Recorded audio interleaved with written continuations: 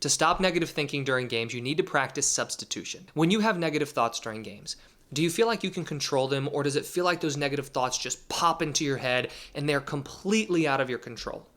I was talking with a baseball player yesterday who was telling me that when he goes up to bat, he has all these negative thoughts pop into his head and he doesn't feel like he has any control over them. He doesn't know where they come from. And, most importantly, most hurtful, he doesn't know how to get rid of them. Now, working with athletes, I see a lot of things in a very similar way to training physical skills, right? When I'm working on these mental skills, I view them in a very similar way to when you train physical skills. It's because I work with athletes and also because I was an athlete myself, and so I have that kind of training mentality. And I think this helps us understand this idea of why negative thinking can become so uncontrollable in the first place. It's because thinking, whether it's negative or whether it's positive, it has to be trained, and it is trained. Now, a lot of times, if we're not careful, it's trained without us knowing what we're training or knowing that we're training it. And the truth is, negative thinking, it's easier than having positive thinking, and it's more natural and normal than having positive thinking. When you're playing a game, you make a mistake, it's easy to think negatively. It's easy to beat yourself up. It's easy before a game to doubt yourself or feel anxious or feel fearful and have those kinds of thoughts. But over time, when you have those kinds of thoughts and you're not careful, if you're not paying attention to them and if you're not trying to get rid of them, what can happen over time is that is training negative thinking. So right now, if your negative thinking feels completely out of your control, it's because you have negative thought patterns that have been trained. They've been just drilled into you to where they are now automatic. Now, like I was saying earlier, it's not because you were trying to train this negative thinking. We all have thought patterns. We all have negative thought patterns, and we all have positive thought patterns. And what a thought pattern is it's just a natural way of thinking that is automatic. It's the type of thinking that has been trained over time, whether you've been doing it consciously or whether it hasn't been a conscious effort to be training this thinking, and it's just happened over time. And the reason that it might happen is you had one bad game, when you were younger, you start thinking negatively to yourself. Coach says something to you, and just as time goes on and that natural, pattern of negative thinking that we all have, it just continues and continues and continues until you have these negative automatic thought patterns. But that's why this negative thinking seems so uncontrollable. It's because, in essence, it kind of is at that point because it's popped into your head and we can't control whether or not it comes into your head. But what we can control is what you do once it does pop into your head. And that's where this idea of substitution comes into play. And now the reason that we want to be substituting these negative thoughts with more positive thoughts is because you can't force negative thoughts out of your head. So I want you to think back to the last time that you were experiencing negative thinking during a game. When you had this negative thinking happening and it felt very uncontrollable, how did you respond to it? Did you try at that moment to force these negative thoughts out of your head? To think, I wish these negative thoughts weren't there. I got to get rid of them. God, I wish I didn't speak to myself like this. I can't think this way anymore. I got to get rid of these thoughts. When you try to force those thoughts out of your head, where is your attention at that point? Your attention is on the negative thinking. Now, wherever we are placing our attention, that's where our energy grows that's where our energy goes, and whatever we're focused on, it will grow, it will become stronger, and it will get worse. I talk about this idea a lot when I'm working with athletes on managing their fear. Because if you're going into a game and you're thinking only about what you don't want to have happen, what might go wrong, what could go wrong, well, right there we will see, number one, this fear grow, but also you find yourself playing tense, playing timidly, because all you can think about is not wanting to make mistakes with the thing that you're probably afraid of.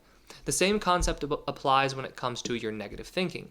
If you try to force this negative thinking out of your mind, you are focusing on the negative thinking, and that seed of negative thinking just grows and grows and grows. The negative thinking becomes worse. So that's where this idea of substitution comes into play. So during games, if you want to stop your negative thinking, it's not really about stopping negative thinking, but about trying to build positive thinking. Now, I know that might seem like kind of a similar thing, but if we think back to what I was just discussing in terms of focus, it's a very different thing. Trying to stop negative thinking causes us to only focus on the negative thoughts. But when you try to build and develop positive thinking, now you're focused more on thinking positive. Now, this isn't at all an easy thing to do. Because like we said earlier, these negative thoughts are automatic. They have been trained over time. So in the moment, trying to substitute negative thoughts with positive thoughts, it's a very difficult thing to do, which is why we want to accompany it by training positive thoughts long term. When you have a thought like, I suck, that was so stupid, that was such a terrible mistake, what you need to do at that moment is not try to get mad at yourself or beat yourself up for having that negative thought, but you need to try to substitute it with a more positive thought. So let's say you have the thought, I suck, that was terrible, that was so stupid, and then you recognize that and you say, okay, no, that was a mistake. I can get the next one. I'm going to learn from that. All right, let's move on. Right? If you think going into a game, I can't play against these guys. They're really good. Well, you would want to substitute that with, I know I can play against these guys. I'm going to have a great game today. The idea is whenever you experience these negative thoughts, you have to work to substitute them or replace them with more positive thoughts. Now, once again, this is not at all easy to do, but we know that you don't really have any other choice if you're experiencing the negative thinking, because the negative thinking is not going to help you play your best, but having more positive thinking will put you in the position to play your best.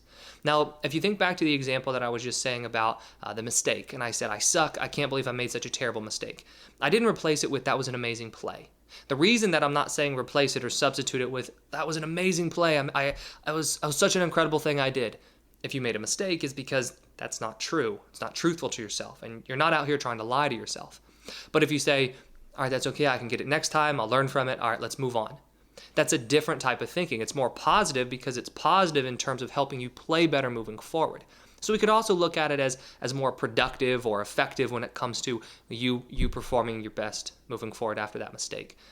But that's an important thing. We want to make sure that after you make a mistake, you are replacing those negative thoughts with more positive thoughts. Just like if you're going into a game feeling fearful or feeling anxious. So that's the idea of substitution, substituting a negative thought with a more positive thought.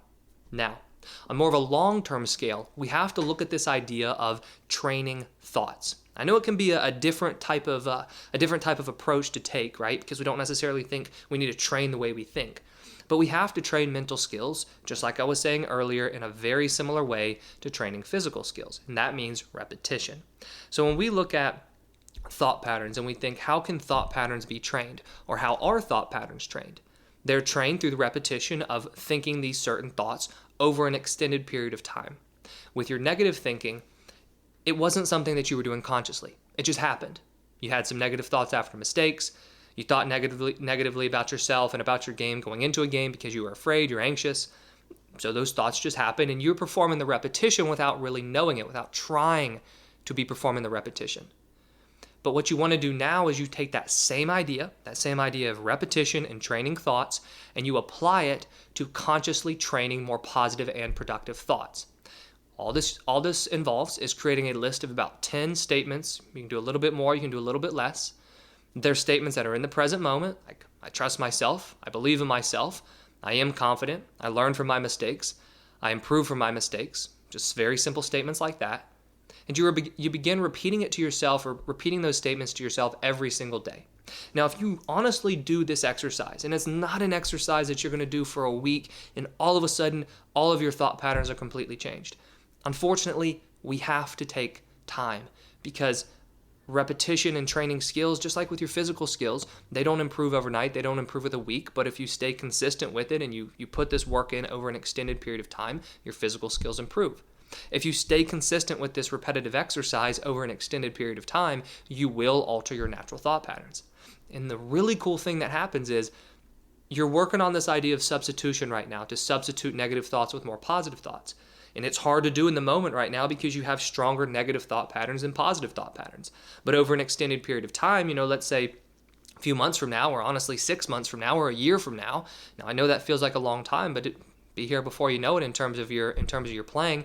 At that point, if you honestly have been repeating and training these new positive thought patterns, it will be so much easier during a game if you notice a negative thought to be able to replace it with a more positive thought.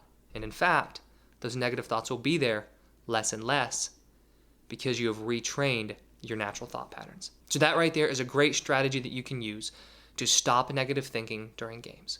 In the moment right now, work on substitution. Substitute negative thoughts with more positive thoughts. And long term, make sure you are training more positive thought patterns. I hope you enjoyed this video, and if you did, please hit that like button and subscribe if you haven't already. I put out new videos each week on sports psychology and mental training.